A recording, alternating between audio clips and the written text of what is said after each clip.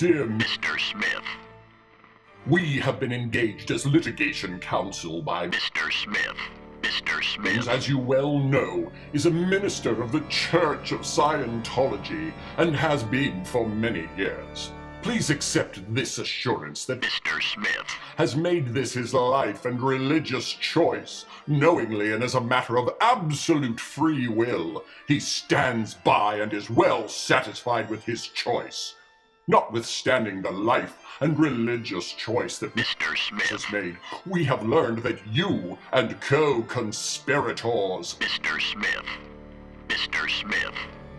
and others presently unknown have agreed to engage in and have committed overt acts, including a series of tortious and criminal acts in furtherance of the conspiracy to violate his privacy and to hold him out to his peers, friends, and public in a false light.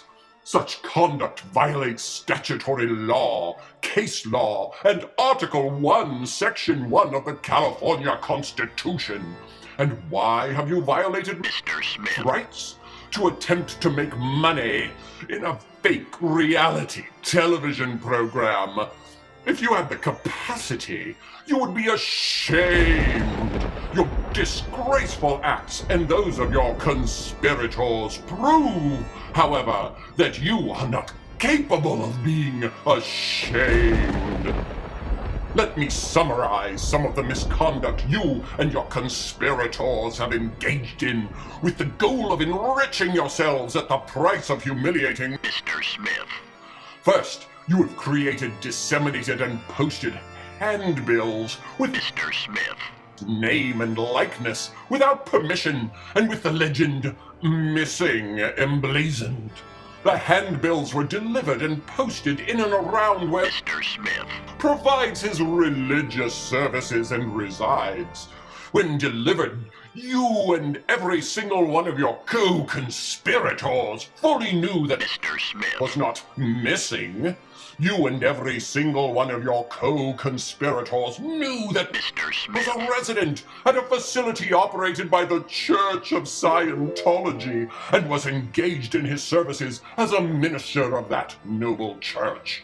What was missing is any sense of respect for his religion and his freedom to choose the path he wished for in his life. You should be ashamed. But that's not all. Not only did you seek to invade Mr. Smith. privacy and hold him in a false light for the amusement of a television audience, for you and your private financial enrichment, but you and your co-conspirators doubled down on your lie and made a false police report that Mr. Smith. was missing or held against his will, and that locating him was a police emergency. This lie, intended to generate police activity and to generate footage for a television show, of course violates the California Penal Code. You should be ashamed. But that's not all. Based upon the false report, the Los Angeles Police Department officer believed it best to have Mr. Smith. call his parents.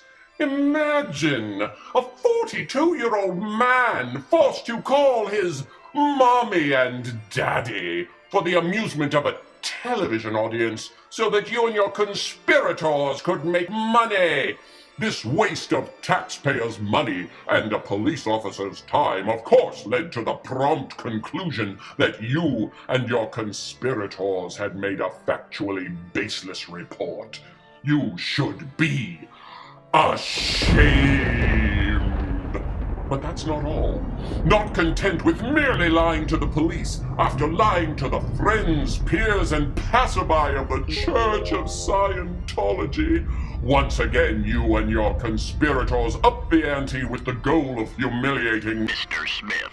This time, it was a false report to the state of California Adult Protective Services that Mr. was Smith. being held against his will and that he was injured.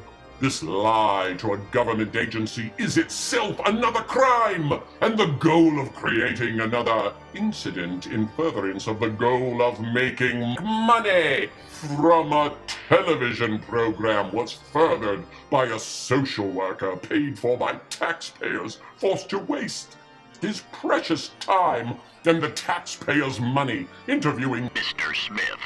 Of course, this lie led the social worker to conclude that the allegation was factually baseless, a waste of public employees' time and the taxpayers' money. And why? Because you and your conspirators wanted to make money by humiliating Mr. Smith. by invading his privacy and holding him in a false light.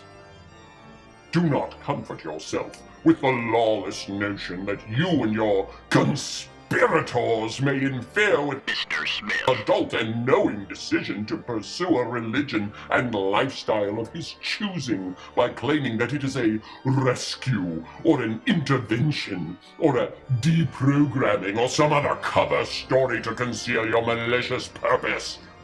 Such conduct has long been held unlawful in California, where the conduct is directed toward adults. Mr. Smith. Is fine. Mr. Smith. Does not want to be rescued. Mr. Smith. Doesn't want to have anything to do with you, your conspirators, or anybody else who will seek to invade his privacy. And please understand that the law is long and well established that such rescues of an adult are against the law. Let me make it clear and present your options in simple terms. If you do not immediately cease and desist your efforts to invade Mr. Smith. privacy and embarrass and humiliate him with the goal of making money for yourselves and your idiotic reality television show, we shall proceed with swift and sure legal action, preventing your egregious misconduct and seeking compensatory and punitive damages for the humiliation and intentional infliction of emotional distress your tortious acts have caused and will cause. Mr. Smith. Please confirm no later than 5 p.m. PST on February 2, 2016 that you and your conspirators will cease and desist from your lawless behavior. All rights reserved. Sincerely. Mr. Smith.